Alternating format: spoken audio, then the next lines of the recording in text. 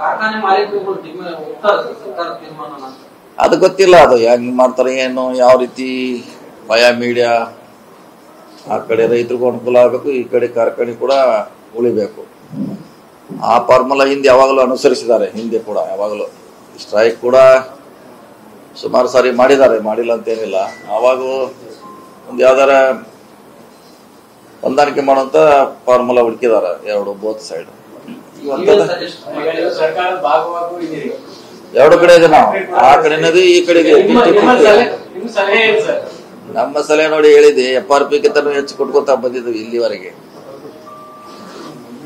ನಾವು ಮಹಾರಾಷ್ಟ್ರನ ತೋರಿಸ್ಲಿಕ್ಕೆ ಆಗಲ್ಲ, ಯಾಕೆ ಮಹಾರಾಷ್ಟ್ರ ಎಲ್ಲ ರಿಕವರಿ ಜಾಸ್ತಿ ಇದೆ ಅವ್ರದ್ದು. ಸೊ ನಮ್ ಕಾರ್ಖಾನೆನೂ ಉಳಿಬೇಕು, ರೈತರು ಕೂಡ ಉಳಿಬೇಕು. ಎರಡು ಫಾರ್ಮುಲಾ ಕಂಡು ಹಿಡಿಬೇಕು ಇದ್ರಲ್ಲಿ.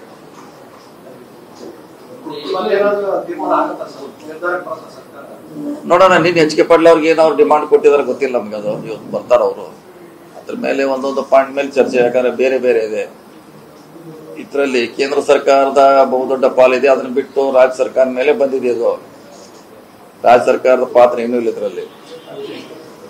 FRP ನಿಗದಿ ಮಾಡೋರು ಕೇಂದ್ರ ಸರ್ಕಾರ, ಸಕ್ಕರೆ ಬೆಲೆ ಹೆಚ್ಚು ಮಾಡೋರು ಕೇಂದ್ರ ಸರ್ಕಾರ, ಎರಡೂ ಅವ್ರ ಕಡೆಯಲ್ಲಿದೆ. ಸೊ ಅದಕ್ಕೆ ಅವ್ರ ಪಾತ್ರ ಕೂಡ ಬಹಳ ಮುಖ್ಯ ಇದೆ ಇದ್ರಲ್ಲಿ. ರಾಜ್ಯ ಸರ್ಕಾರದ ಏನೂ ಇಲ್ಲ ಇದ್ರಲ್ಲಿ. ಹೆಚ್ಚು ಕಮ್ಮಿ ಮಾಡುವಂತ ಅಧಿಕಾರ ರಾಜ್ಯ ಸರ್ಕಾರ ಏನೂ ಇಲ್ಲ.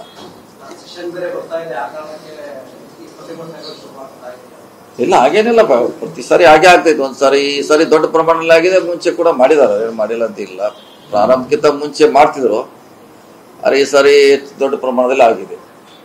ಬೆಳಗಾವಿ ಬಾಗಲಕೋಟೆ ಭಾಗದಲ್ಲಿ ಹೆಚ್ಚು ಶುಗರ್ ಫ್ಯಾಕ್ಟರಿ ಶುಗರ್ ಫ್ಯಾಕ್ಟರಿ ಮಾಲೀಕರು ಒಪಿನಿಯನ್ ಏನಿದೆ, ಅವ್ರು ಎಷ್ಟು ಕೊಡ್ತಾರೆ ಅಂತ? ಅವನ್ನೆಲ್ಲ ಒಪ್ಸಿ ಇದು 3200 ಒಪ್ಸಿದ್ವಿ ಅವ್ರಿಗೆ. 3200 ಒಪ್ಸಿದ್ವಿ ಎಲ್ಲಾರು ಕೂಡಿ. ಕೆಲವರು ಕಡಿಮೆ ಇದ್ರು ಕೂಡ ನಾವು ಅವ್ರನ್ನ ಎಲ್ಲ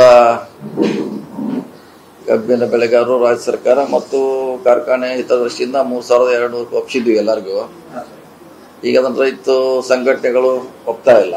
ಸೊ ಅದಕ್ಕೆ ಮತ್ತೆ ಅದು ಅಲ್ಲೇ ಅಷ್ಟಕ್ಕೆ ನಿಂತಿದೆ. ಇನ್ನೇನಾದ್ರೂ ಸರ್ಕಾರ ತೀರ್ಮಾನ ಮಾಡಬೇಕು.